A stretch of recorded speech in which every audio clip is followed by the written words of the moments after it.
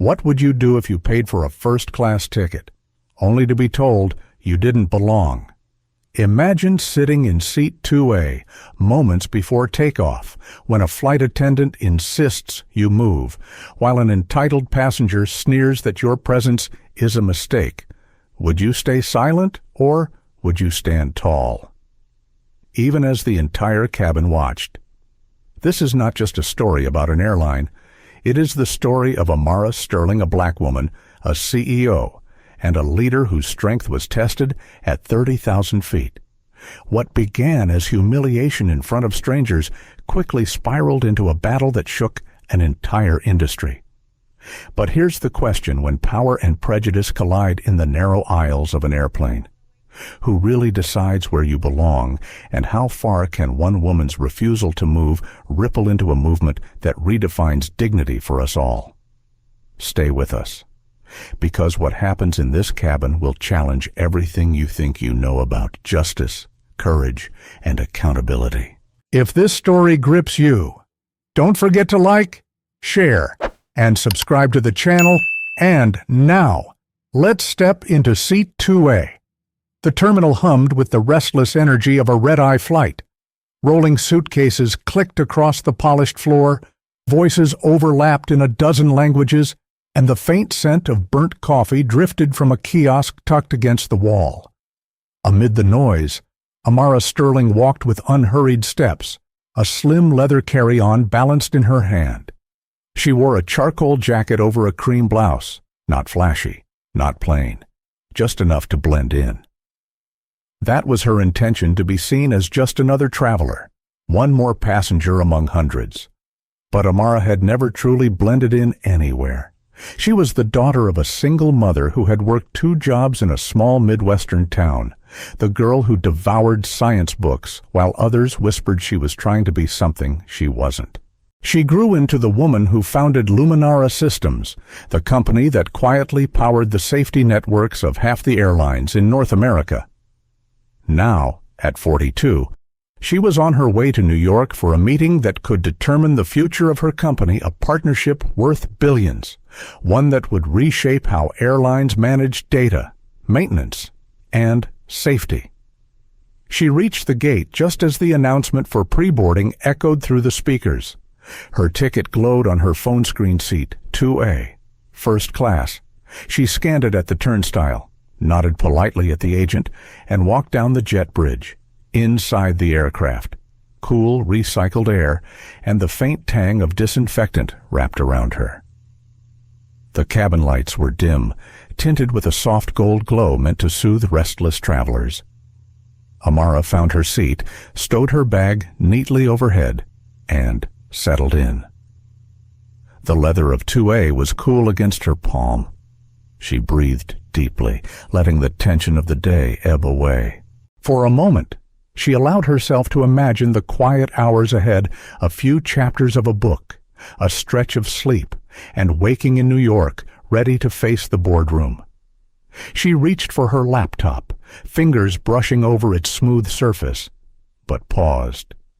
A memory flickered her mother's voice, telling her long ago, "Dignity is not for sale, Amara, not for comfort, not for convenience, not even for survival." It had been a lesson sewn into her bones. She leaned back, exhaling. Perhaps tonight, that lesson would matter more than ever. A steward walked past, checking bins, and nodded at her with polite indifference. Nothing unusual. The other first-class passengers trickled in, one woman in a navy pantsuit balancing a phone between her shoulder and ear, a man in khakis already tugging at the recline button. Across the aisle, a flight attendant with auburn hair pinned neatly back gave them brisk instructions. Amara noticed the woman's name badge, Celeste Rowan. Her eyes swept the cabin with a kind of sharp authority, each glance carrying judgment. Amara lowered her gaze, not eager for attention. Still, there was something inside her attention she had learned to recognize. Sometimes, no matter how carefully she dressed or how quietly she carried herself, she was marked the moment she walked into certain spaces. It wasn't the jacket, it wasn't the shoes, it wasn't even the boarding pass. It was simply her, and she knew it. She turned to the window, watching ground crew move luggage carts under the floodlights. She thought about tomorrow's presentation. If all went well, Luminara would become indispensable to an entire airline conglomerate. But if she stumbled, if she failed to prove the necessity of their new safety algorithms, years of work could fracture. A shadow of doubt crossed her mind. Was she foolish to travel alone tonight, without an assistant, without her communications director? She had insisted no entourage, no noise, just herself. Yet now, a whisper in her chest wondered if invisibility was just another kind of vulnerability. The boarding door chimed again. Voices grew louder as more first-class passengers arrived. Amara adjusted her seatbelt loosely, preparing for the last trickle of boarding. She noticed a tall man with silver cufflinks step into the cabin. Gregory Thorne, though she didn't know his name yet. His stride carried entitlement, as if the aisle belonged to him. He glanced at her seat, his expression flickering with surprise and something less polite. Amara offered a courteous half-smile, the kind she had perfected over years of navigating boardrooms where she was the only woman of color. He didn't return it. Celeste Rowan approached him quickly, her tone warm, almost deferential. They exchanged a brief word, laughter too casual for strangers. Amara felt that tension stir again, the prickling intuition that something unpleasant lingered just ahead. She pressed her fingertips together, reminding herself to remain centered. A flight was a flight. A seat was a seat. Nothing more. Nothing less. She opened her laptop, the glow lighting her face. The title slide of tomorrow's deck shone back at her Luminara system's integrity in every flight. She traced the letters silently, hearing again her mother's voice in memory. Integrity. Dignity. Words that felt like anchors in turbulent air. The boarding door closed with a dull thud. The captain's voice crackled overhead. Routine announcements about weather and flight time. Amara listened with half an ear, her thoughts drifting. She could already feel the fatigue of travel pressing against her eyelids. Yet something inside her stayed alert, coiled, waiting. Celeste Rowan moved down the aisle again, this time stopping beside Amara's row. She looked at the boarding pass still resting on Amara's tray, then at Amara herself. There was no smile now, only scrutiny. Amara held her gaze, calm, steady, unflinching. The moment passed quickly, just a heartbeat, but it was enough to shift the air. Amara closed her laptop slowly, slid it back into her bag, and folded her hands. Whatever was coming, she told herself, she would meet it the way she always had, with composure, with resolve, with the quiet strength that could not be bought or moved. Outside the window, the runway lights stretched into the night. Inside, the story was just beginning.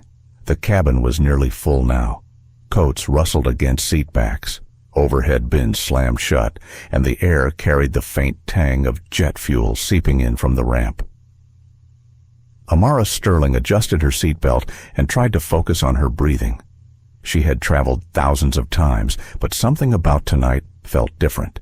It wasn't nerves about the meeting in New York. She was prepared for that.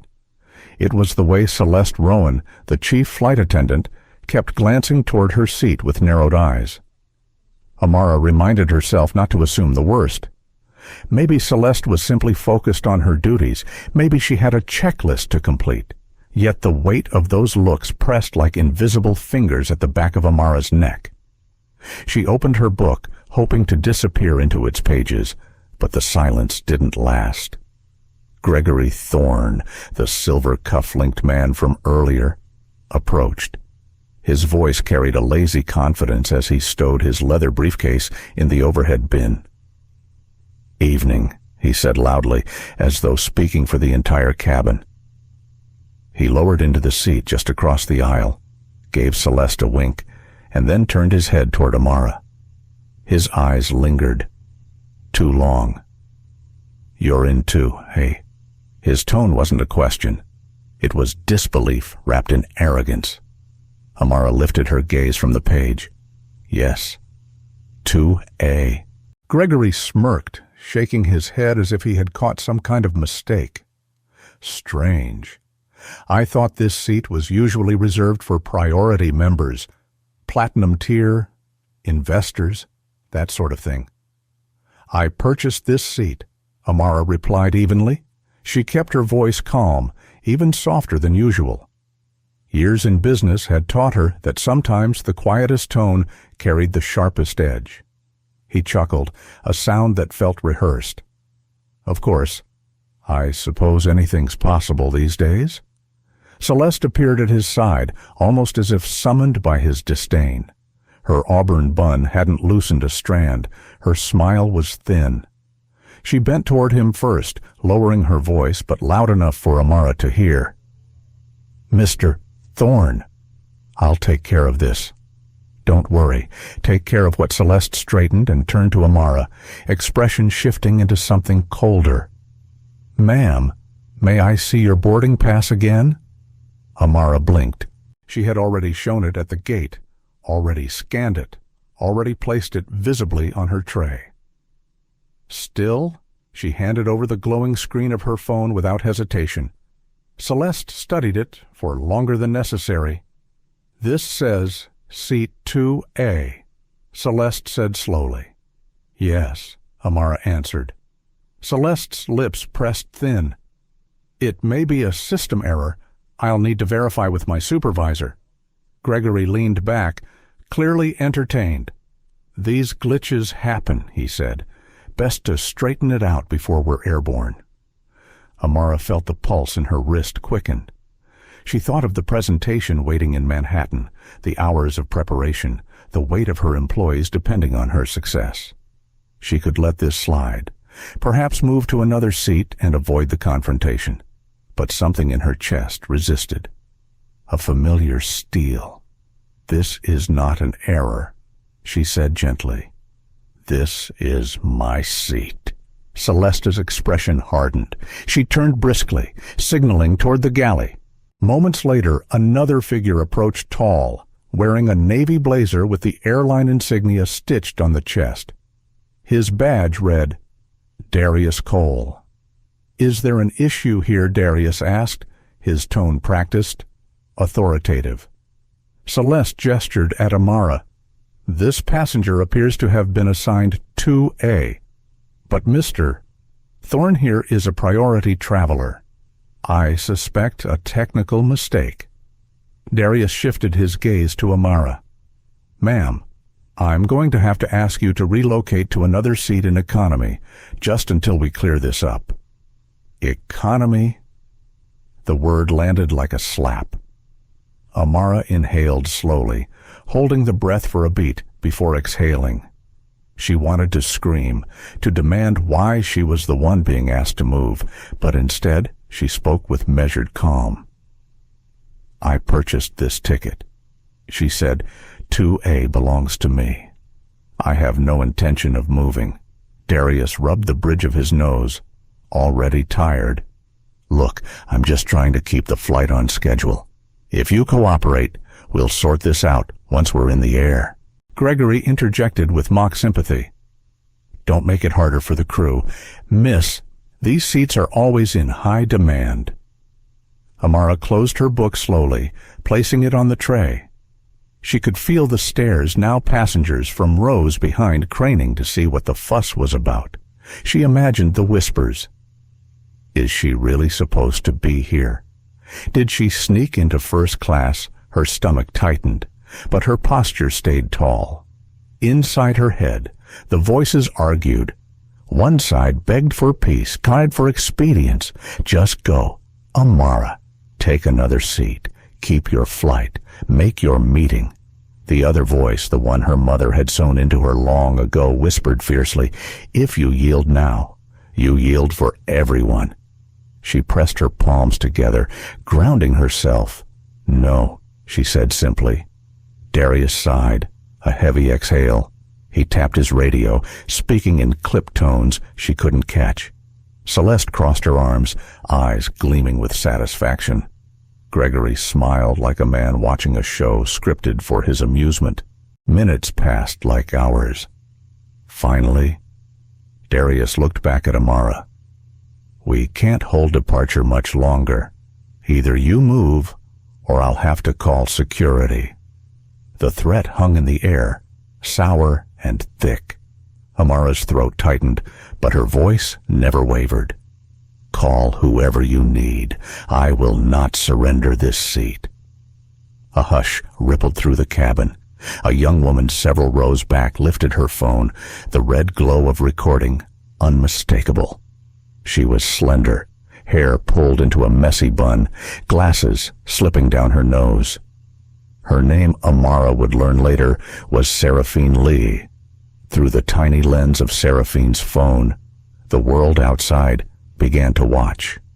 Amara sat perfectly still, her eyes locked on Darius. Behind her calm gaze, her mind raced. She thought of her employees in California, trusting her to defend their work. She thought of the contract waiting in New York, worth billions but measured in dignity.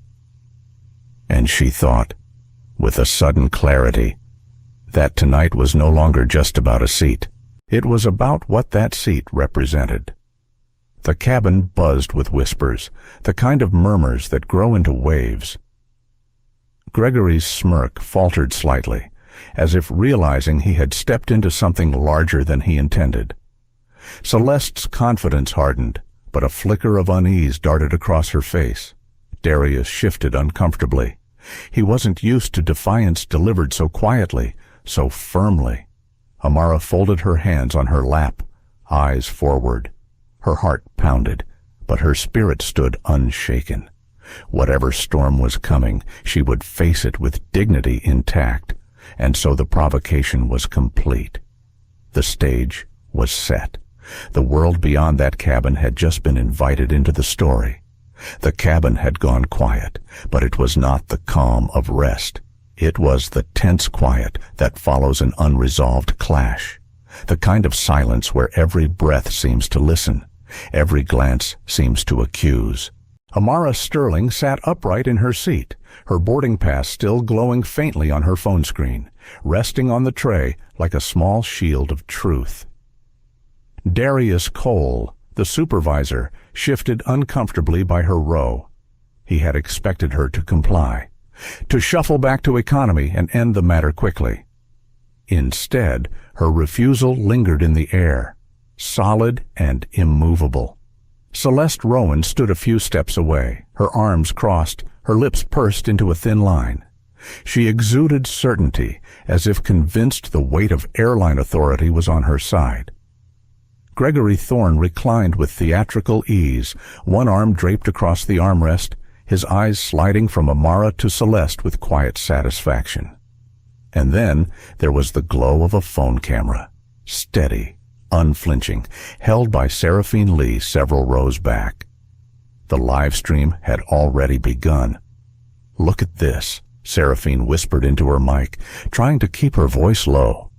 "A black woman is being told to move out of her paid first-class seat. We're on Flight 847 boarding just now." She showed her boarding pass, but the crew keeps saying it's a mistake. The red circle blinked on her screen, sending the footage out to her modest online following. She hadn't planned on capturing history tonight, only to share a quiet travel vlog with her friends. But the injustice unfolding before her lens demanded attention. A ripple of murmurs spread through the rows. Some passengers frowned, others shook their heads. Still others looked away, unwilling to be involved. The tension of the moment seeped into every corner of the cabin. Darius leaned closer to Amara, lowering his voice. "Ma'am, please understand, we need to keep this flight on time. If you don't move, we'll have no choice but to escalate." Amara met his gaze, steady and composed. "Then escalate. My ticket is valid. This is my seat." Her voice wasn't raised, yet it carried across the cabin like a bell. Seraphine's camera caught every word, every breath. Celeste stepped forward, seizing the moment. "This isn't about you personally," she said sharply. "We have procedures. Sometimes the system misallocates. Mr. Thorne is a valued customer with platinum status. We cannot disrupt operations for the sake of one seat." Amara felt her jaw tighten, but she stayed calm. She could feel the burn of humiliation pressing at the edges of her composure, but she would not let it spill. She folded her hands in her lap, inhaled deeply, and said, "Procedures cannot erase fairness. You are asking me to give up a seat I purchased, not because of a mistake, but because you think I don't belong here." The words landed heavy. A few passengers audibly gasped. Gregory let out a scoff, but even he seemed rattled. Darius exhaled through his nose, then pressed the radio on his shoulder. "Captain, we have a situation in first class. Passenger dispute over seat assignment, requesting guidance." The response crackled through the cabin speakers. "Acknowledged. I'll be there shortly." The mention of the captain stirred the passengers further. This was no longer a minor issue. It was now a matter of official authority. Seraphine's live stream continued to climb in viewers, comments scrolling so quickly she could hardly keep up. "Stay strong. She's right. Don't move. Why are they siding with the white guy? Seat 2A trending now." Amara's phone vibrated gently on the tray. Messages pinged in, news alerts already catching fragments of the stream. She ignored them. Her focus remained on the present, on the weight of the eyes around her, on the pulse of her own heart. Gregory leaned forward, voice dripping with condescension. "You're making this much harder than it needs to be. Do yourself a favor, move to economy. No one will think less of you." Amara turned her head slowly toward him. Her eyes were calm, her tone quiet, but it cut deeper than any raised voice could. "I would think less of myself."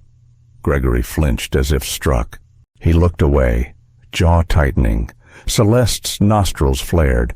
The cabin door opened again, and Captain Leonard Drake entered. Tall, broad-shouldered, his uniform pressed with precision. He carried the gravity of command with him. The chatter dimmed instantly. "Evening," he said, his voice firm but polite. "I understand we have a seating issue." Darius gestured toward Amara. "This passenger insists she belongs in 2A. Our system shows Mr. Thorne as priority for that seat. We suggested moving her to economy until the matter clears." Captain Drake turned his eyes on Amara. "May I see your boarding pass?" Ma'am Amara handed him the phone without hesitation. He studied the screen carefully, scrolling through the booking details, scanning the QR code. Silence stretched as he checked. Finally, he looked up. "It's valid," he announced. "Seat 2A is assigned to Ms. Sterling." A wave of whispers rippled across the cabin. Relief surged through some, indignation through others. Celeste's lips thinned further. Gregory shifted in his seat, but the truth was undeniable. Amara reclaimed her phone, placing it back on the tray. "Thank you, Captain," she said, her voice steady, but the moment of vindication was short-lived. Celeste spoke again, her voice sharper than before. "Captain, with respect, these situations create disruption. We have protocols to maintain smooth operations."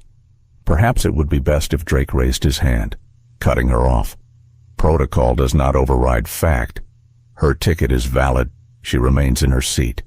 Gregory muttered under his breath, but the sound was swallowed by the cabin's uneasy silence. Seraphine's live stream captured every moment. The comments exploded. News outlets began embedding clips within minutes. What began as a private humiliation was now a public reckoning. Amara sat back slowly, heart still pounding. She had won this round, but she knew the battle wasn't over. She could feel it in Celeste's glare, in Gregory's seething posture, in the tight line of Darius's jaw. The escalation was only beginning. and high above the earth, with thousands of feet between her and the ground. Amara realized something important. This was no longer just about one seat. It was about who was seen as belonging in it. She placed her hands on the armrests, closed her eyes for a moment, and whispered silently to herself, "Dignity is not negotiable. Not now. Not ever." The engines roared as the plane began to taxi. The night outside was dark, the runway lights stretching endlessly ahead. Inside the cabin, the tension simmered, unresolved. The confrontation had been paused, not ended. And as the plane lifted into the sky, Amara knew the real fight was only just taking off. The plane leveled off above the clouds, the city lights far below dissolving into darkness. The seatbelt sign blinked off with a soft chime, but no one in first class reached for their drinks or loosened their belts. The atmosphere was taut, as if the whole cabin were holding its breath. Amara Sterling pressed her palms lightly against her thighs, grounding herself. The leather seat beneath her felt colder now, not like the comfortable refuge she had chosen, but like contested ground.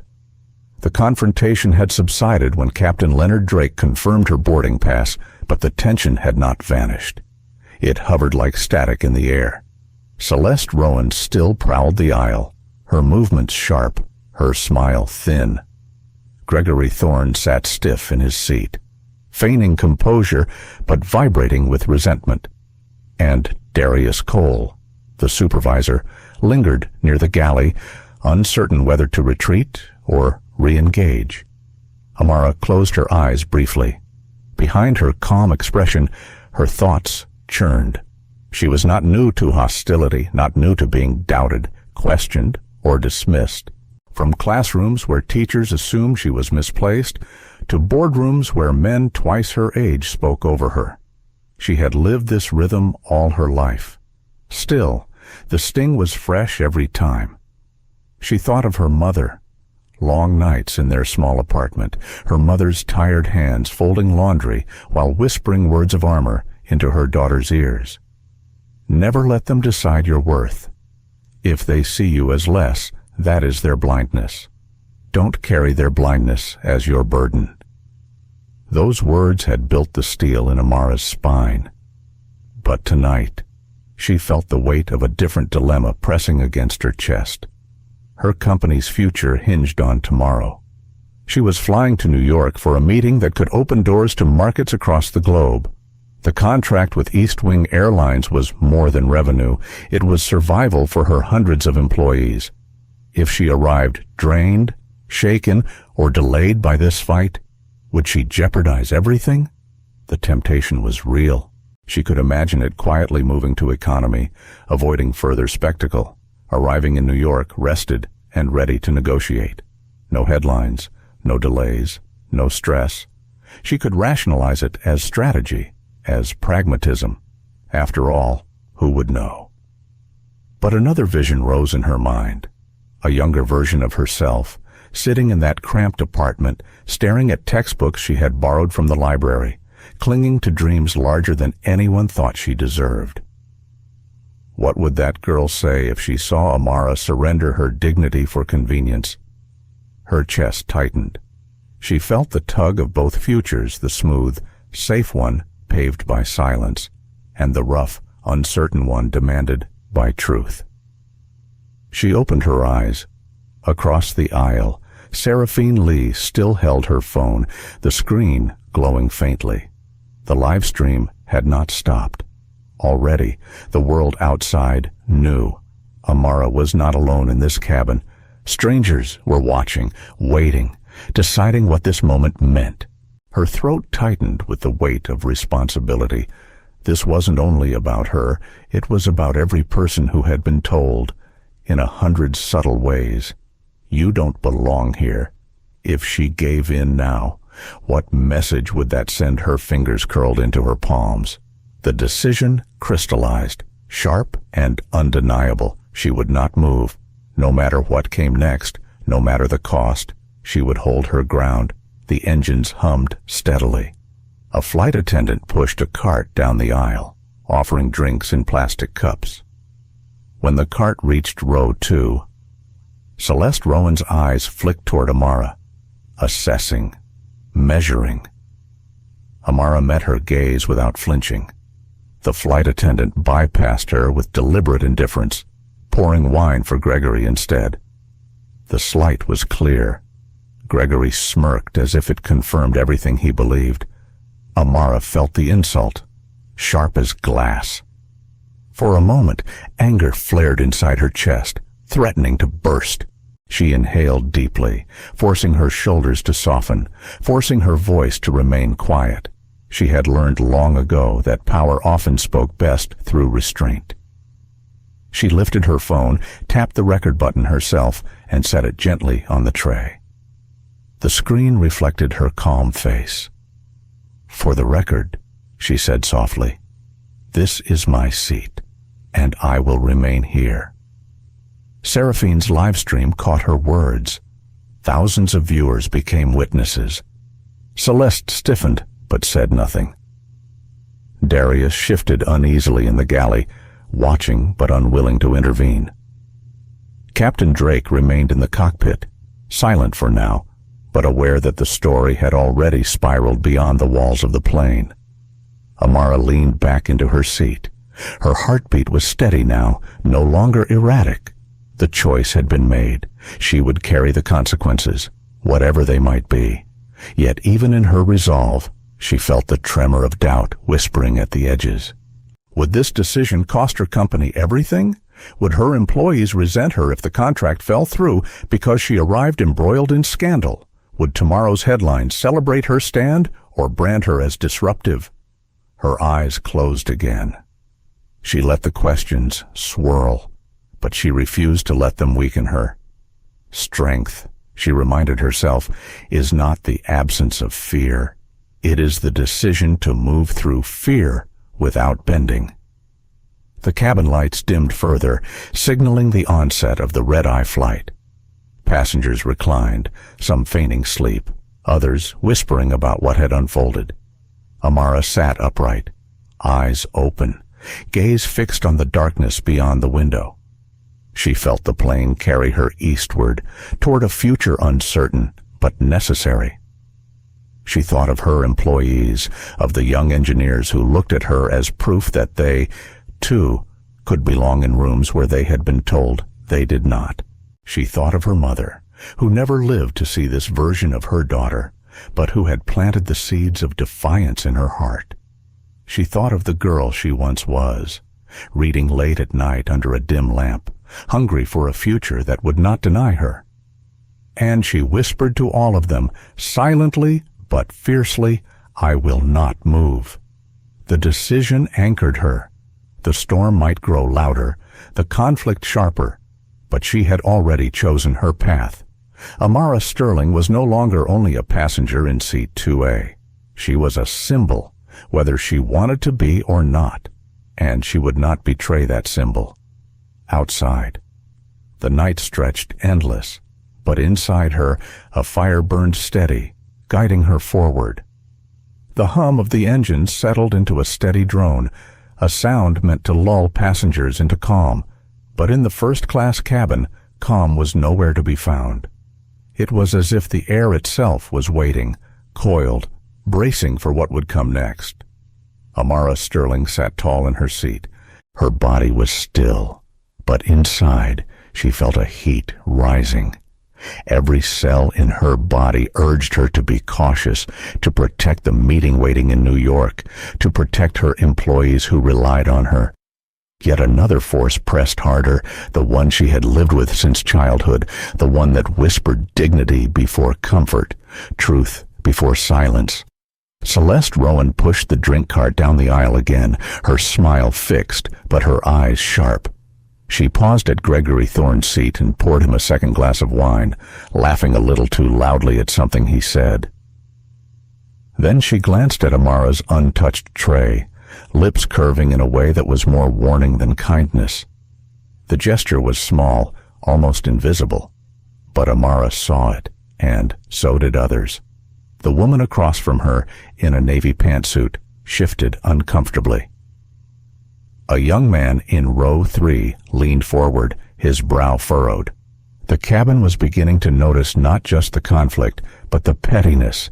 Seraphine Lee, her phone steady in her hand, whispered into her live stream. She's still being ignored. They're serving everyone but her. The comments poured in faster. We see you. Don't give in. Keep standing tall. The hashtag SovereignSeat02A surged upward, carried by strangers who understood instinctively that this moment was larger than a boarding pass. Amara reached for her phone again, this time not to check emails, not to distract herself, but to speak. She pressed record and held the device close, her voice quiet but unwavering. My name is Amara Sterling. I purchased seat 2A. I have shown my boarding pass. I am being told to move. Even though my seat is valid, I will not move. She ended the recording and uploaded it in one motion. The small act felt like a match struck in darkness. Across the aisle, Gregory snorted, so dramatic. You're making a spectacle of yourself. Amara turned toward him, her gaze calm. The spectacle isn't mine. It began when people decided my presence here was a mistake. His smirk faltered. He shifted in his seat, suddenly less comfortable. Celeste moved closer, her tone sharper now. Ms. Sterling, you are creating unnecessary disruption. If you would simply cooperate, we could resolve this peacefully. Amara's hands rested on her lap. She did not raise her voice. Peace is not built on surrender. I belong here. Her words rang through the cabin. A murmur of approval rose among the passengers. A woman in row 4 clapped once before catching herself, then nodded firmly toward Amara. The man in khakis from earlier muttered, "She's right." The tide was turning. Seraphine's live stream lit up with comments. She's incredible. I'm crying right now. This is history in the making. Amara Sterling trending. Celeste stiffened. She glanced toward Darius Cole, silently urging him to take control. Darius stepped forward, his face tight. Ladies and gentlemen, he said loudly, we ask for your patience. This matter is under review. Please remain calm. But calm was no longer an option. The passengers had chosen sides. They were witnesses, and many of them were now participants. The navy-suited woman raised her voice. She's shown her ticket. Why are you still questioning her? A man in row 5 pulled out his own phone, beginning to record, I want this on record too. This doesn't look right. Darius rubbed his temple, clearly overwhelmed. The authority of the airline was slipping, not because of Amara's refusal, but because of the growing chorus of voices around her. Amara closed her eyes for a moment, centering herself. She thought of her mother, of the nights when she was a child and they sat together on a worn couch. Her mother telling her, when they try to push you down, remember your worth is not theirs to measure. She inhaled deeply, letting that memory steady her. When she opened her eyes, she spoke not only to Celeste or to Gregory or to Darius, she spoke to the entire cabin. I will not surrender this seat, not because I enjoy conflict, not because I seek attention, but because dignity matters. If I move, it tells every person who has ever been told they don't belong that silence is the safer choice. I cannot be silent. The cabin was hushed. Even the engines seemed quieter. For a long beat, no one moved. Then Harold Bennett, an older man with silver hair sitting 2 rows behind, cleared his throat. His voice trembled, but it carried. She's right. Let her stay. I've lived long enough to know what this is, and it's wrong. Applause broke out, tentative at first, then swelling. Not everyone clapped, but enough did to shift the balance entirely.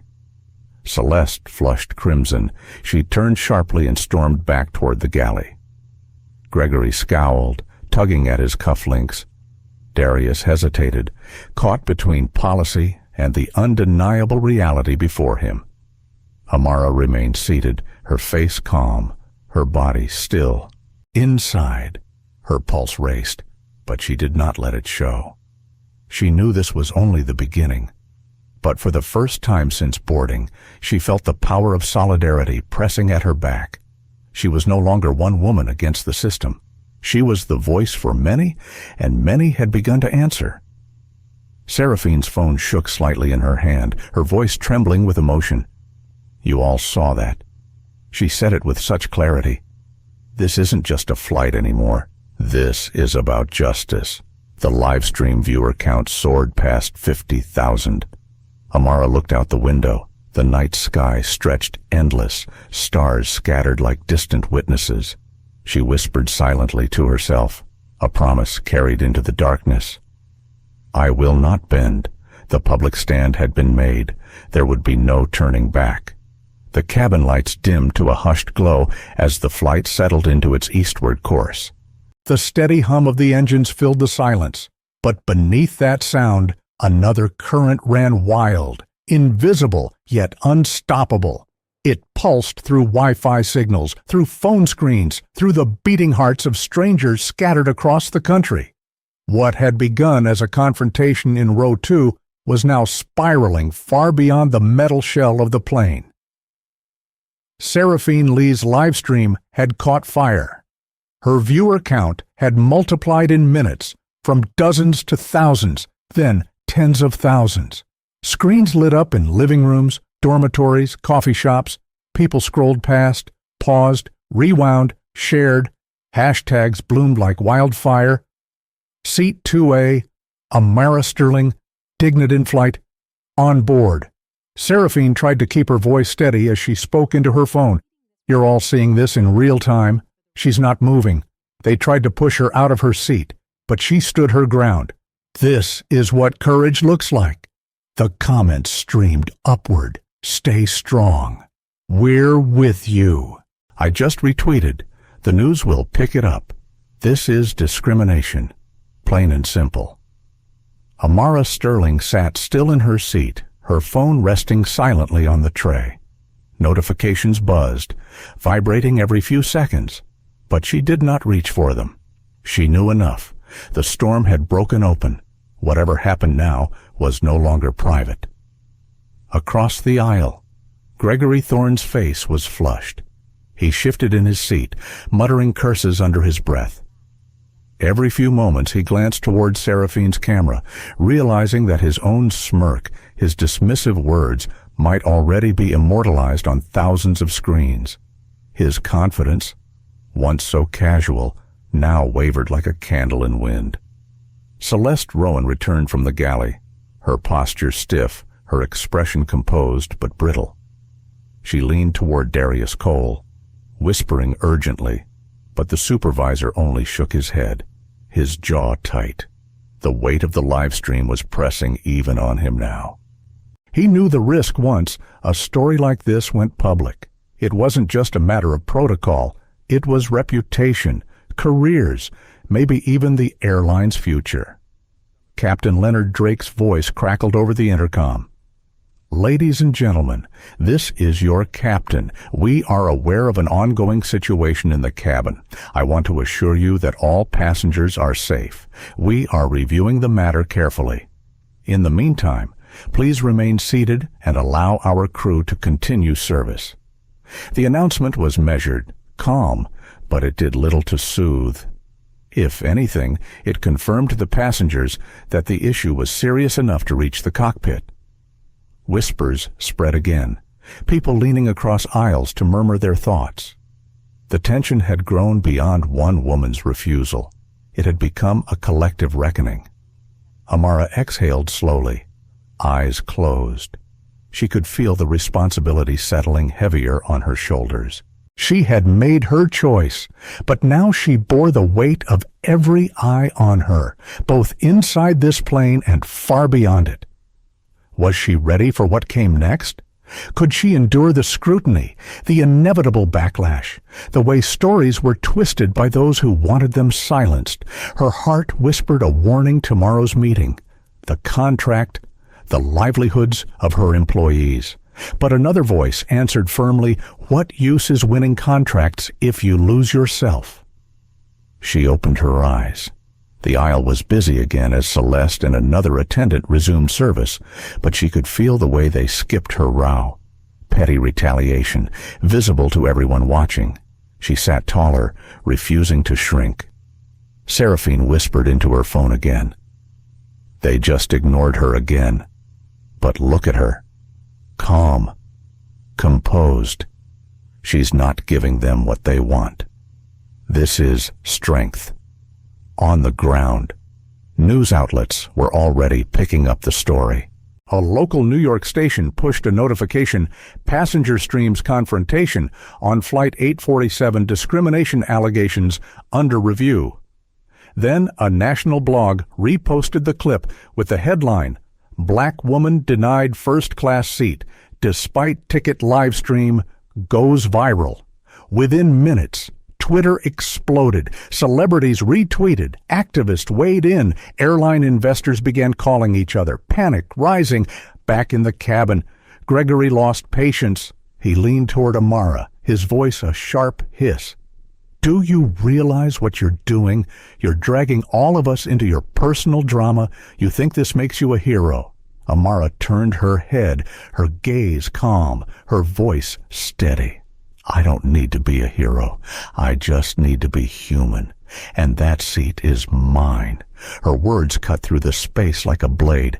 A murmur of agreement rose from behind. Someone clapped softly. Gregory sank back into his chair, scowling, his power slipping further away. Celeste appeared again, her tone clipped. "Ms. Sterling, the captain has confirmed your ticket, but you are still creating a disturbance.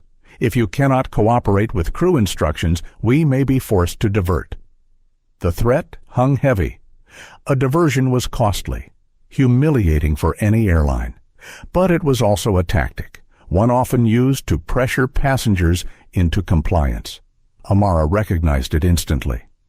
She drew in a slow breath, then spoke in a voice low enough to be calm, loud enough to be heard. "If you divert this flight, it will not be because of me. It will be because you chose to escalate a situation you created. I am seated where I belong." A ripple of applause broke out again, louder this time. Seraphine's phone shook as she turned it toward the other passengers, capturing their support. The live stream comment feed surged. "Yes, we see you. Amara, stand firm. This is history." Darius pinched the bridge of his nose. Frustration carved into his features. He could see the tide shifting, could hear the murmurs of disapproval. He glanced at Celeste, but her jaw was clenched, her pride unwilling to bend. The cabin lights flickered briefly, then steadied. Outside, the night stretched on endlessly, the stars indifferent witnesses to the drama below. Inside, humanity was on trial, and the verdict was being written in real time by every phone, every comment, every share. Amara sat still, her heart pounding, but her voice steady. She spoke again, this time not just to the crew, not just to the passengers, but to the world she knew was watching. Dignity is not a disruption. Dignity is the foundation of peace, and I will not give mine away. For a long beat, silence followed. Then, from somewhere in the back of the cabin, came a voice. "We're with you." Another followed. She's right. The support spread like a rising tide, quiet but undeniable. Seraphine's live stream spiked past 100,000 viewers. The cabin was no longer just a cabin. It was a stage, and the whole world had been invited into row 2. Amara knew then that the fight was no longer hers alone. It belonged to everyone who had ever been told they did not belong. And the airline would have to answer. The aircraft sliced through the night at cruising altitude, but inside the first-class cabin, time felt suspended. Every eye was still trained on Amara Sterling. Every whisper seemed to orbit her presence. Seraphine Lee's live stream had become a river of comments. and the airline's name now trended alongside Amara's. Celeste Rowan stood at the front of the cabin, her arms crossed, her jaw locked tight. Gregory Thorne had sunk lower in his seat, though his occasional mutters betrayed his frustration. Darius Cole shifted uneasily in the galley, caught in a web he could no longer control. Amara sat composed, her hands folded, her gaze steady. She felt the vibration of her phone against the tray again and again, messages from colleagues, alerts from news feeds, unknown numbers. She ignored them. This was no longer about behind-the-scenes strategy.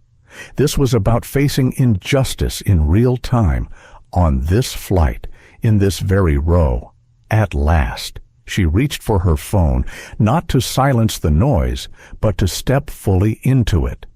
She tapped the record button, lifted her voice, and spoke with a clarity that cut through the cabin. "My name is Amara Sterling. I am the founder and CEO of Luminara Systems." The words landed with weight. A murmur rippled through the passengers. Some leaned forward, others exchanged startled looks. Gregory sat up straighter, his smirk faltering. Celeste blinked, her posture stiffening. Amara continued, her tone calm, deliberate. "Luminara provides the safety systems that keep this airline's planes in the air. Every flight you take, every landing you trust, runs on technology my company designed." Gasps echoed softly through the rows. Harold Bennett, the elderly passenger, whispered audibly, "My God." Seraphine's phone trembled slightly as she kept recording. Her viewers erupted in comments. "She's the CEO. This changes everything. Unbelievable they treated her this way." Amara let the silence linger, then pressed further. "When you told me I did not belong in this seat, you weren't just questioning me. You were questioning the very person whose work ensures your safety at 30,000 feet. And if you can treat me this way, what does that say about how you treat every passenger who cannot defend themselves?" Celeste's face flushed crimson. She opened her mouth, but no words came. Gregory sputtered, "This is ridiculous. If you really were the CEO, you wouldn't be flying with the rest of us. You'd have a private jet." Amara turned her gaze toward him, serene but unyielding. Sometimes the measure of power is not in being unseen, but in being willing to stand where others think you cannot. "Tonight, I chose this seat, and I will not be erased from it." The cabin buzzed with murmurs again, this time louder, emboldened. A woman in row 4 spoke clearly. "She's right. This is bigger than a seat." Another passenger raised their phone to record, pointing directly at Gregory and Celeste. Darius Cole finally stepped forward, his voice uncertain. "Ms. Sterling, if this is true, then perhaps we should." Amara's eyes met his. "It is true, and you should consider carefully what happens next, not just for me, but for your airline, because everything that happens in this cabin tonight is already in the hands of the public." The words hung in the air like a verdict. In the cockpit, Captain Leonard Drake received updates through his headset. The crew had told him Amara's claim. He tapped into the airline's internal system, verifying quickly. The name appeared, undeniable Amara Sterling, CEO of Luminara Systems, the very company listed in their operating contracts. He exhaled slowly, his mind racing. If she was who she said she was, and clearly she was, then this was no ordinary passenger dispute. This was a crisis that could ground more than one flight. Back in the cabin, Seraphine whispered into her live stream, her voice tinged with awe. She just revealed it. She's not just a passenger. She's the CEO of the company that runs their safety systems. This isn't about a seat anymore. This is about power, about dignity, about how we treat the very people we depend on. The live stream's viewer count surged again, climbing into hundreds of thousands. Clips spread across platforms faster than the plane itself could travel. Politicians began tweeting support. A well-known civil rights attorney posted, "Watching live. Amara Sterling, you are not alone. Call me when you land." Gregory's bravado crumbled further. He tugged at his collar, shifting restlessly. His earlier confidence that he was untouchable now looked absurd under the glare of public scrutiny. Celeste tried to regain composure, her voice rising above the murmurs. "Regardless of who you are, Ms. Sterling, we must maintain order on this flight." Amara's reply was gentle but firm. Order built on injustice is not order at all. It is silence. And silence is what you are asking of me. A scattered applause broke out again, stronger than before. The cabin itself seemed to lean toward her, as though passengers had chosen sides and were no longer afraid to show it. Darius rubbed his forehead, clearly overwhelmed. "Perhaps we should contact the ground team," he muttered. Amara leaned back, her expression calm, her voice steady. "You will contact more than the ground team. By the time we land, your CEO will be involved, and every decision you make until then will shape not only your careers, but the trust the public places in this airline." The gravity of her words settled over them. Celeste looked stricken, Darius pale, Gregory silent. Harold Bennett, his voice gentle, leaned forward in his seat. "Ms. Sterling, thank you for speaking not just for yourself, but for all of us."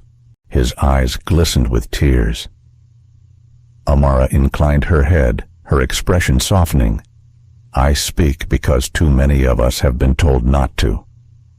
Outside, the night sky stretched infinite and quiet. Inside, the cabin was alive with tension and revelation.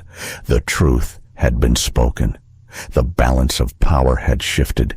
The reveal was complete. And now, the airline would have to answer not just to Amara Sterling, but to the world that had witnessed everything. The cabin buzzed like a hive shaken from its calm. Phones glowed in half the rows now, not just Seraphine Lee's. Passengers recorded, texted, whispered. The reveal of Amara Sterling's identity had turned a dispute into a corporate emergency. Captain Leonard Drake emerged from the cockpit.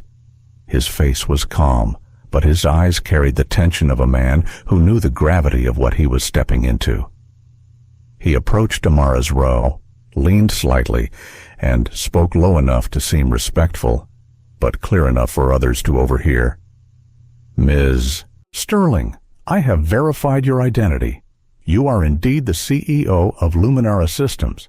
A murmur swept through the cabin. "Confirmation. No more doubt," Drake continued, his voice steady. "For the safety of all on board, I suggest we de-escalate until landing, but I also recognize this matter has already gone far beyond the cabin." He paused, his eyes flicking briefly toward Celeste Rowan and Gregory Thorne, both stiff in their seats. "I have informed ground control. Our airline's executive team is being notified. You may expect communication shortly." Amara nodded, her composure intact. "Thank you, Captain. That is the appropriate step." Celeste bristled. "Captain," with respect. This entire episode could have been avoided if she had simply cooperated. "We cannot allow passengers, regardless of who they are, to dictate terms." Drake's gaze hardened. "What dictates terms is the truth, Chief Rowan. And the truth is, her ticket is valid. That ends the dispute over her seat. What remains is how the airline chooses to respond to what's already public." Celeste flushed, falling silent. Gregory leaned forward, voice laced with disdain. "So she runs some tech company. Big deal. That doesn't give her the right to cause chaos." Amara turned her head toward him, calm but piercing. "What causes chaos is arrogance. Arrogance that assumes one person belongs more than another. That arrogance ends tonight. Gregory leaned back, seething, but said nothing more. Darius Cole, caught between collapsing authority and the rising tide of public outrage, finally broke his silence. "Captain, if executives are contacting us, should we—" Before he could finish, Amara's phone vibrated again. This time, she answered. The screen lit up with a video call request. The name displayed was unmistakable Patricia Vaughn, CEO of Eastwing Airlines. A ripple of recognition spread among the passengers. Some gasped, others leaned forward to catch a glimpse. Seraphine's live stream trembled as she whispered, "Oh my God, their CEO is calling her. This is it." Amara accepted the call, holding the phone where her voice could be heard, her tone measured. Patricia on the screen. Patricia Vaughn appeared in her office, the city skyline glowing faintly behind her. Her face was taut, her posture controlled, but her eyes betrayed alarm. "Amara, I've been briefed. We have a serious problem." Amara tilted the phone slightly, making sure Celeste, Gregory, Darius, and the watching passengers could all see. "Yes, Patricia. The problem is that your crew attempted to strip me of a seat I purchased, on camera, in front of hundreds of thousands of viewers. What happens next is up to you." Patricia's jaw tightened. "You know I value our partnership. We were prepared to finalize tomorrow. But right now, I need this situation contained. I need assurance that it won't spiral further." Amara's voice was calm, every syllable weighted. "Containment is not possible. The world is already watching. The only way forward is accountability. I expect immediate action regarding the individuals responsible." Celeste stiffened visibly. Gregory fidgeted with his cufflinks. Darius swallowed hard. Patricia hesitated. "Amara, I cannot make personnel decisions mid-flight." "There are processes," Amara interrupted, her tone sharper but still controlled. "Processes did not stop your crew from humiliating me. Processes did not stop your supervisor from threatening me with removal. Processes did not stop your flight attendant from siding with a passenger's entitlement over my paid ticket.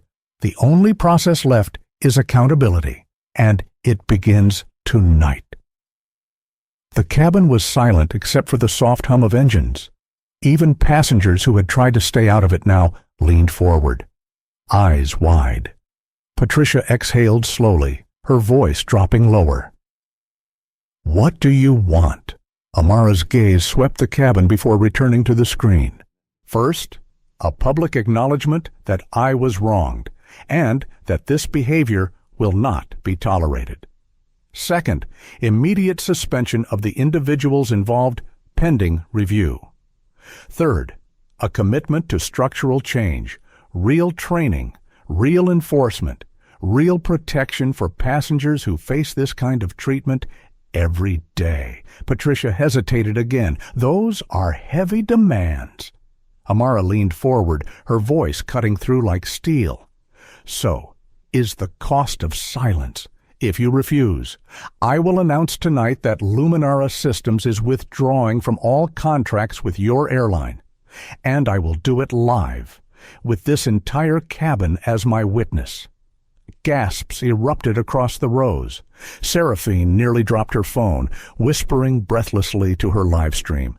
She just threatened to pull her company's contract. Billions are at stake. Gregory muttered under his breath. She wouldn't dare. Amara turned her head, her eyes locking on him. "Watch me." Patricia's face paled on the screen. She glanced away briefly, clearly speaking to aides outside the frame. When she looked back, her tone had shifted. "All right, you'll have your acknowledgement. I will issue a statement before wheels down, and the individuals involved will be removed from duty immediately upon landing. As for reforms, we will convene an emergency board session to implement the measures you've outlined." A murmur of astonishment rippled through the cabin. Harold Bennett clapped softly, then louder, until others joined. A quiet wave of approval spread from row to row. Amara nodded once, her expression steady.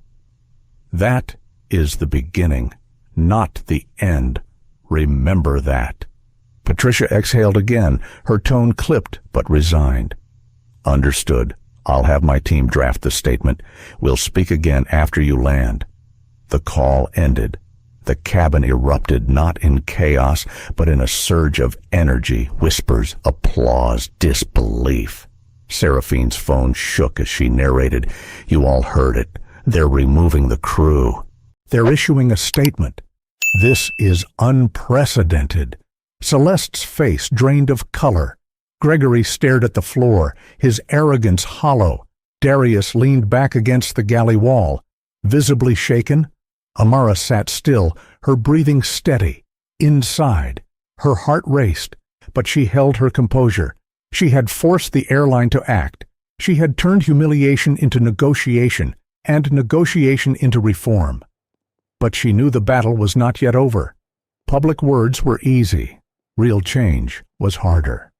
Still, tonight was proof that silence could be broken, that dignity could bend institutions, that one refusal could ripple into something vast. Amara looked out the window, the night sky stretching endless and dark. She whispered softly to herself, words her mother once spoke. Never let them decide your worth. And for the first time that night, a small, quiet smile touched her lips. The cabin had shifted from disbelief to a current of restless energy. Passengers whispered excitedly, some clapping, some shaking their heads in stunned silence. The reveal had rippled through the aircraft, but victory was not yet secure. Celeste Rowan stood near the galley, her face pale, but her eyes hard with defiance. Gregory Thorne sat stiff in his seat, anger burning beneath his forced composure. Darius Cole rubbed the back of his neck, caught between collapsing authority and the tide of public outrage. Amara Sterling remained calm. Her shoulders were relaxed, her breathing even, her gaze steady. She had forced the airline to act, but she knew pride and resentment often struck hardest just before defeat. Gregory was the first to snap. He leaned forward, his voice rising above the hum of engines.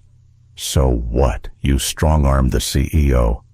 That doesn't change the fact that you turned this flight into a circus. You humiliated everyone here with your little power play. Several passengers bristled.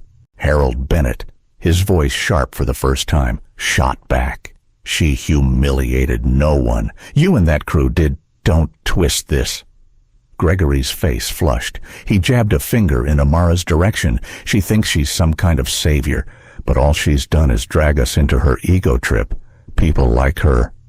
He stopped, but the unfinished sentence hung heavy in the air. Everyone understood what he meant. Seraphine Lee's phone captured it all, her live stream comments exploding. He was about to say it. We heard enough. This man is finished. Amara didn't flinch. She turned slowly toward Gregory, her voice soft but cutting. You were given every chance to show decency. Instead, you revealed your contempt. That contempt is not mine to carry. It is yours to live with. The cabin erupted with murmurs, some passengers clapping again, others muttering their disgust at Gregory. He sank back into his seat, glaring at the floor, his earlier bravado crumbling under the weight of exposure. Celeste, however, refused to yield. She stepped forward, her tone sharp, her body trembling with anger. I have worked 20 years in this uniform. I have given everything to this airline, and I will not stand here and be condemned because one passenger decided to weaponize her influence. Her voice cracked slightly, but her pride held firm. She glared at Amara, her hands clenched into fists at her sides. Amara's reply was gentle but unshakable. Influence was not the weapon tonight. Truth was. And truth is what you tried to bury. Celeste's jaw tightened. You don't understand the pressure we face up here. You don't know what it's like to keep hundreds of people safe while everyone thinks they're the exception. You think because you own a company, you can humiliate me in front of my crew, my passengers, my life's work. For a moment, the cabin stilled. Her words carried a rawness that surprised even her. Passengers shifted, some uneasy, others thoughtful. Amara leaned forward slightly, her tone softer now, layered with something unexpected empathy. I do understand pressure. I live with it every day. I understand being responsible for lives, for people who depend on you, for decisions that ripple outward. But pressure does not excuse cruelty. It does not excuse bias, and it does not excuse stripping someone of dignity because of your assumptions. Celeste's lip trembled, though she tried to hide it. For the first time that night, her certainty faltered. Darius Cole stepped forward, his voice weary but resolute. Chief Rowan, you've been relieved of duty. The decision came from the top. Please return to the galley and remain there until we land. Gasps echoed softly through the cabin. Celeste's face hardened, then twisted with disbelief. Relieved of duty on my flight, you cannot do this to me. Darius's tone remained firm. It's already been done. Celeste looked around the cabin, her eyes pleading for support. But none came. The passengers avoided her gaze, some shaking their heads, others turning away. Even Gregory remained silent, unwilling to draw more fire. Her shoulders slumped, her fists unclenched. With a choked breath, she turned sharply and disappeared into the galley, the curtains snapping closed behind her. The tension broke like a storm passing. A wave of relief spread through the cabin. Some passengers clapped, others exhaled audibly. Still others whispered prayers of thanks. Seraphine's phone shook in her hands as she spoke to her viewers. You all saw it. She's been relieved of duty mid-flight. This is unprecedented. Gregory muttered again, but softer this time, a man broken rather than bold. He no longer dared to raise his voice. Amara sat still, her posture straight, her composure unbroken. Inside, though, she felt the heaviness of it all. Relief, yes, but also sorrow. She took no joy in watching someone's career crumble, even someone who had treated her so unjustly. What she wanted was not destruction, but change. Her gaze drifted toward the curtain that hid Celeste. For a fleeting moment, she thought of what it must feel like to have 2 decades of work unravel in minutes. She thought of the bitterness, the humiliation, the fear, and she wondered if Celeste would ever face those truths honestly, or if she would carry resentment forever. Harold Bennett leaned closer, his voice gentle. You handled that with grace, my dear. Grace is rarer than gold in times like these. Amara offered him a small, tired smile. Grace is all we can carry when anger would consume us.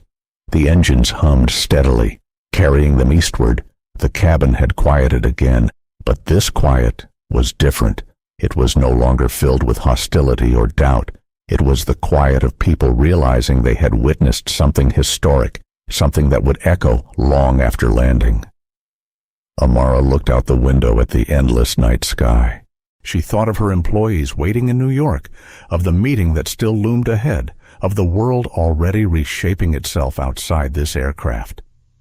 She whispered to herself, this is not just survival. This is transformation. The backlash had come, loud and sharp, but she had endured it. She had faced it with calm, with truth, with dignity, and in doing so, she had shifted the story forever. The hours slipped by with the steady rhythm of jet engines carrying Flight 847 through the dark sky. The initial uproar had settled into a charged calm, but the energy inside the first-class cabin had not dissipated. It lingered in the quiet conversations, in the furtive glances toward Amara Sterling, in the nervous posture of the crew still on duty. Amara sat upright, her eyes on the window. Below, faint threads of city lights began to appear, scattered jewels across the black canvas. They were approaching the East Coast. New York was drawing near. The curtain to the galley remained closed, where Celeste Rowan had retreated after being relieved of duty. Occasionally, a muffled sound drifted from behind it, the rustle of movement, a half-choked sob quickly stifled. Amara heard it, and though part of her felt vindication, another part carried quiet sorrow. She didn't want Celeste's ruin. She wanted change. But sometimes change demanded consequence. Gregory Thorne had grown quiet, too. He sat with his arms crossed, his posture rigid, his eyes avoiding every camera now pointed in his direction. The arrogance that once filled his seat seemed to have evaporated, leaving only the shell of a man caught in the glare of exposure. Darius Cole had not moved far from the galley, as though tethered between his duty to the crew and the undeniable shift of power toward the woman seated in 2A. His shoulders slumped, his jaw tight. He had enforced the order, but he carried it like a burden rather than a victory. The passengers, though, carried a different energy. They leaned into whispers, exchanging phones to replay the live stream, showing each other tweets and headlines. Seraphine Lee's stream had now gone viral beyond measure. News anchors were cutting into broadcasts to show clips. Civil rights leaders were preparing statements. The airline's name was plastered across every trending list, but always tied to one name above it, Amara Sterling. Captain Leonard Drake's voice came over the intercom, steady and professional. "Ladies and gentlemen, we've begun our descent into New York. We'll be landing in approximately 40 minutes. Please fasten your seatbelts and prepare for arrival. And thank you for your patience this evening." His pause before the last sentence did not go unnoticed. It carried the weight of a man who knew patience had been stretched thin, that the landing would not end the ordeal. Amara closed her eyes for a moment, centering herself. She knew what awaited her beyond landing cameras, reporters, executives scrambling to salvage reputation. She knew she would need to step off this plane not just as herself, but as a symbol. That thought weighed heavy. Her mind flicked back to her employees, the engineers and analysts who had trusted her to guide the company through turbulence far more complex than any flight. Would they see her as reckless for risking a contract, or would they see her as the leader who carried their dignity into the skies? Her phone buzzed again. This time, it was a message from her chief of staff. "Jasmine, we're with you. Don't bend. Whatever happens, we'll follow your lead." Amara's chest tightened with a mix of relief and pride. Her people believed in her. That was the strength she needed to step into the fire awaiting her. Across the aisle, Harold Bennett leaned closer, his voice soft but steady. "I don't know what tomorrow will bring for you, Ms. Sterling, but I know this: you've already changed the story. For every person watching, you've shown them that silence is not the only option." Amara met his eyes, gratitude flickering across her features. "Thank you, Harold. Sometimes change begins in the smallest acts of refusal." He nodded. "And sometimes those refusals shake mountains." The cabin tilted slightly as the plane began its gradual descent. The lights of the city below grew brighter, spreading like veins of fire across the dark. The descent carried with it not only altitude, but a sense of inevitability. The confrontation was nearing its end, but the reckoning had only begun. Gregory finally broke his silence, his voice low, almost pleading. "You don't understand. They'll ruin me for this. The internet doesn't forget. One word, one clip, and I'm finished." Amara turned toward him, her expression calm, but not cruel. "You're not ruined because of me. You're ruined because of what you chose to say, what you chose to believe. That is yours to own." Gregory looked away, shame flickering across his face. From the galley came another muffled sob. Amara's gaze lingered on the curtain for a long moment before she whispered quietly, "And she will have to own hers." Seraphine, still holding her phone, spoke to her audience. "We're about to land. You've all been with us through this, but it's only the beginning. When these wheels touch down, the real test starts. Will the airline honor its promises? Will change come, or will they try to bury it? Stay with us." Her words carried the rhythm of history in motion. Thousands watched, waiting. The seatbelt sign chimed again. The cabin grew quieter, passengers leaning back, bracing for landing. But their eyes remained sharp, their attention fixed not on the descent, but on the woman in seat 2A. Amara inhaled deeply, letting the breath settle her. She thought again of her mother's words, of nights filled with whispered lessons about worth, about standing tall even when the world pressed down. Tonight she had lived those lessons fully, and now, as the wheels prepared to meet the ground, she knew she had one more choice to make: how to carry this story into the light of day. The city grew larger beneath them, a web of golden lights. The plane descended through thin clouds, the runway faintly visible ahead. The engines shifted pitch, the wings flexed, the cabin trembled slightly. Amara placed her hands on the armrests, steady as stone. She whispered, so softly only she could hear, "I will not move. Not in the air, not on the ground, not ever." The landing gear dropped with a heavy thud. The passengers sat straighter, bracing. Some reached for hands to hold, others closed their eyes. But Amara kept hers open, locked on the runway lights ahead. The descent was nearly complete. The reckoning was only beginning. The cabin rattled gently as Flight 847 descended through low clouds. The engines roared, the city lights of New York spread wide beneath them, and the passengers leaned back, bracing for touchdown. The night outside was alive with motion, but inside the cabin, all eyes still rested on the woman in seat 2A. Amara Sterling sat upright, her palms flat against the armrests, her gaze steady out the window. She had endured the storm in the sky, but she knew the greater storm waited on the ground. The wheels struck the runway with a jolt, the cabin lurching forward, the engines reversing with a deafening roar. Gasps filled the air as the plane slowed, the vibrations of landing thrumming through every seat. A few passengers clapped softly out of habit, but the applause quickly died. This was no ordinary landing. Everyone knew it. The intercom crackled, Captain Leonard Drake's voice filling the cabin. "Ladies and gentlemen, welcome to New York. Local time is 5:47 a.m. Please remain seated with your seatbelts fastened until we arrive at the gate. For those connecting onward, our ground staff will provide information once we disembark. Thank you for your cooperation." His words were calm, professional, but the weight behind them was unmistakable. Something more than routine awaited at that gate.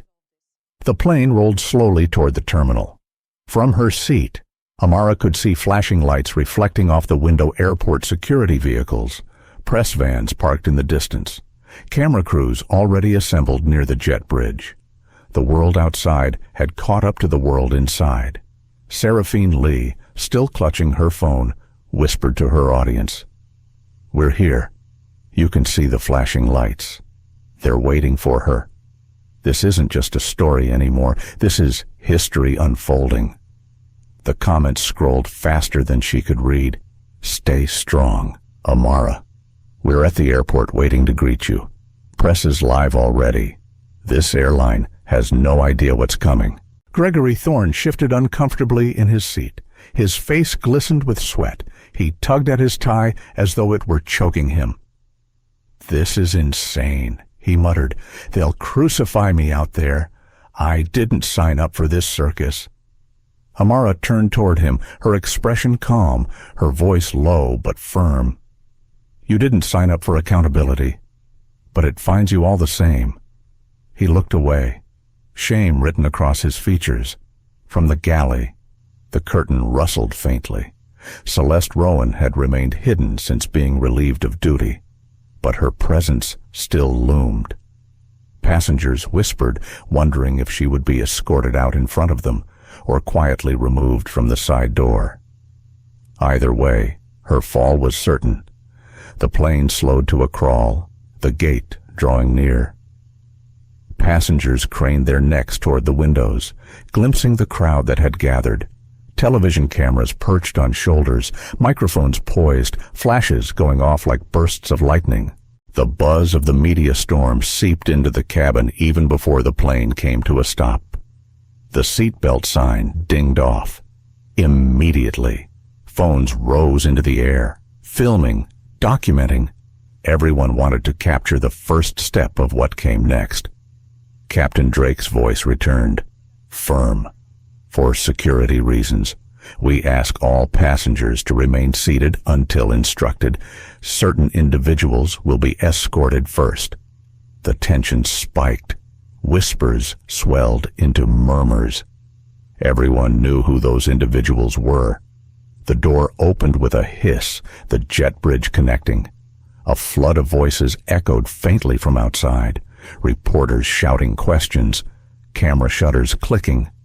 The air shifted, charged with anticipation. 2 uniformed security officers stepped into the cabin. Their presence was calm, not aggressive, but their authority filled the aisle. One nodded toward Amara. "Ms. Sterling, we'll escort you first. Press and officials are waiting." "Do you wish for privacy?" Amara shook her head slowly, rising from her seat. "No, I have nothing to hide." The passengers erupted in applause. Some stood briefly, clapping as she gathered her bag. Harold Bennett reached out, placing a trembling hand over hers. "Walk proud, my dear. You've already won." She squeezed his hand gently. "Thank you." "Harold." Seraphine's camera followed her every move. The live stream comments exploded. "She's walking out. Look at her strength. We love you, Amara. History in motion." Gregory shrank into his seat, hiding his face with one hand. He knew his time was coming too. Amara walked steadily down the aisle, her heels clicking softly against the carpet. Each step was measured, her spine straight, her gaze forward. As she neared the door, the roar of the crowd outside grew louder, the voices merging into a wall of sound. The moment she stepped into the jet bridge, the storm broke.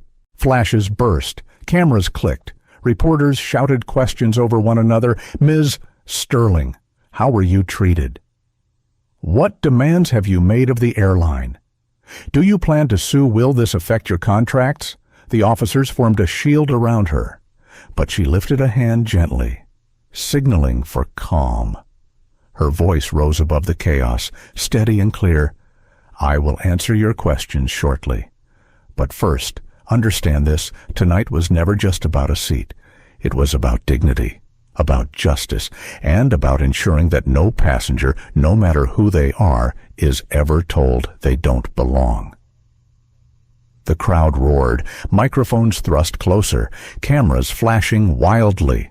The officers guided her forward, but her words had already struck like thunder.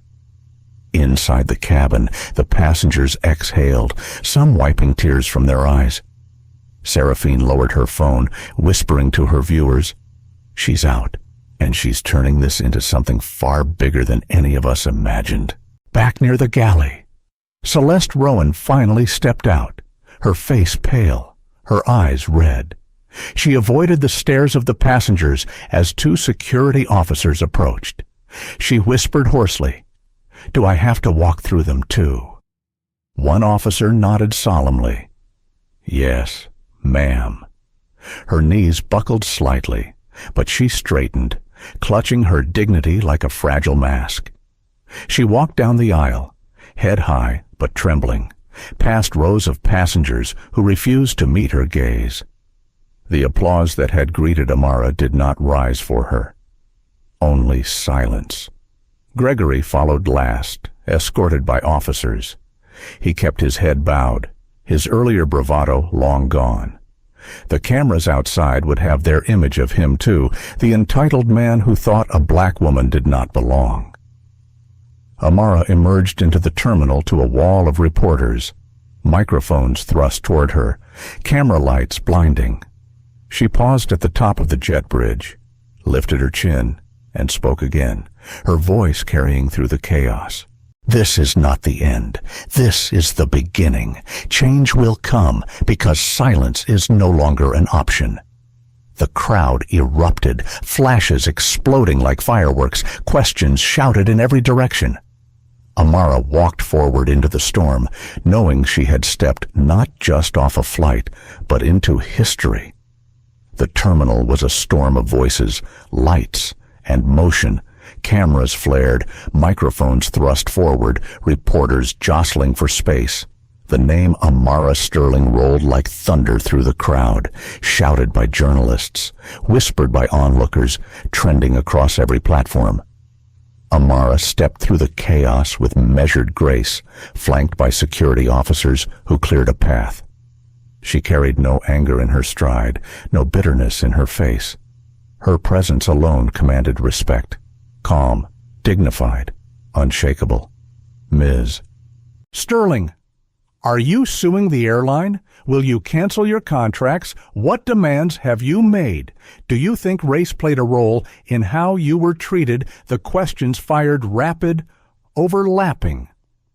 Amara paused at a small podium hastily assembled near the gate. The flashbulbs strobed like lightning. She placed her bag on the ground, straightened her shoulders, and raised her hand gently. The crowd hushed, leaning in. Her voice was clear, resonant, carrying not just through the terminal, but into the millions watching live. Tonight, I was told that I did not belong in a seat I purchased. I was asked to move because of assumptions, not facts. What began as humiliation became exposure of the ways dignity can be stripped from people quietly, invisibly, every day. But tonight it was not invisible. It was seen. And because it was seen, it cannot be ignored. The cameras clicked furiously. Journalists scribbled frantically. Amara continued, her tone steady but rising with passion. This was never just about me. I have resources, I have influence, I have a voice. But what of those who do not? What of the single mother flying to her child's graduation, the elder traveling to a doctor's appointment, the student visiting family for the first time in years? If I can be told I don't belong, then so can they. And too often, they have no one to stand for them. Her words sank into the crowd like stones dropped into water, rippling outward. Some reporters lowered their microphones, momentarily forgetting their jobs, caught instead by the gravity of her message. Amara drew a slow breath. So here is what will happen next. East Wing Airlines has committed to immediate action, the suspension of crew involved, a public apology, and an emergency review of its training and accountability systems. But that is not enough. I will personally oversee the creation of an independent monitoring body to track discriminatory practices across this industry. And I will dedicate resources from Luminara Systems to ensure passengers have real-time channels to report abuses and demand justice. The terminal erupted, gasps, murmurs, the clicking of cameras rising into a roar. Reporters shouted questions again, but Amara lifted her hand once more, her composure intact. Understand this clearly, she said. This is not vengeance. This is responsibility. Accountability is not about destroying individuals. It is about building systems where dignity cannot be optional. At the back of the crowd, Harold Bennett wiped tears from his eyes, leaning against his cane. Seraphine Lee, still live streaming, whispered to her audience, "She's changing everything. We're watching history. Gregory Thorne, escorted through another exit, avoided the cameras. His downfall was already sealed, not by Amara's words, but by his own. Celeste Rowan, pale and shaken, disappeared into the custody of HR officials, her 20-year career undone in the span of a flight. But Amara did not speak of them. Her focus was forward. A reporter near the front raised her voice. "Ms. Sterling, what do you say to passengers watching this who feel powerless?" Amara looked directly into the cameras. "I say this: your dignity is not a gift someone else can give you. It is yours. Do not surrender it, no matter who tells you that you must. And know this: you are not alone. We are building a world where silence is no longer the price of survival." Applause broke out in the terminal, spontaneous and raw, not from the press, but from bystanders, travelers who had gathered, airline staff from other gates, people holding their phones high to capture the moment. Amara bowed her head slightly, accepting their support, then stepped back from the podium. The officers guided her toward a side corridor, away from the crush of cameras, but the echo of her words lingered in the terminal long after she was gone. Later that morning, the ripple became a wave. Major news outlets led with the story. Clips of Amara's confrontation in 2A played on repeat. Editorials framed her refusal as a turning point for aviation, a reckoning long overdue. Hashtags like "Our Seat 2A" and "Dignity in Flight" trended globally. By afternoon, East Wing Airlines stock had dropped sharply. Patricia Vaughn, the airline's CEO, delivered a public statement acknowledging systemic failures and pledging reforms. Critics called it reactive, but supporters noted it was the first time the airline had ever spoken so directly about discrimination. Civil rights leaders praised Amara's composure. Politicians demanded hearings. Competitors scrambled to issue their own statements preemptively, hoping to avoid becoming the next headline. But the most powerful response came from ordinary passengers. Thousands shared their own stories of being profiled, disrespected, or silenced while traveling. Stories that had once felt isolated now flowed into a collective chorus. Amara's stand had given them permission to speak. By evening, Amara sat in her hotel suite overlooking Manhattan, the city alive beneath her. Jasmine, her chief of staff, briefed her on the flood of messages pouring in support from allies, invitations to speak, proposals for joint initiatives. Amara listened, nodding quietly, but her mind drifted to the faces she had seen on the plane: Harold's tearful gratitude, Seraphine's trembling live stream, Celeste's cracked pride, Gregory's broken arrogance. Each one was a thread in the tapestry of what had unfolded. She walked to the window, gazing out at the city lights. The noise of the world was still rising, but she let herself sink into silence for a moment. Her reflection in the glass stared back at her, calm and unyielding. She whispered softly, "This isn't the end, it's the beginning." And she knew it was true, because what had begun in Seat 2A would not end on Flight 847. It would echo through boardrooms, classrooms, terminals, and homes. It would spark policies, inspire voices, and remind countless people that dignity was not negotiable. That night, as the city pulsed beneath her and the world spoke her name, Amara Sterling carried the quiet certainty that change had taken flight and it would not land until justice did. As the engines quieted and the cameras faded, one truth remained. This was never just about a seat. It was about dignity. It was about a woman who refused to be erased, and in refusing, forced an industry to confront the prejudice it had long ignored. Amara Sterling did not fight only for herself. She fought for every passenger who has ever been told they don't belong, for every traveler silenced by bias, for every voice dismissed before it could be heard. And in her calm defiance, she reminded us that accountability is not cruelty. It is love for justice and respect for humanity. Yes, careers ended. Yes, Reputations crumbled. But out of that storm came something far greater, the spark of change.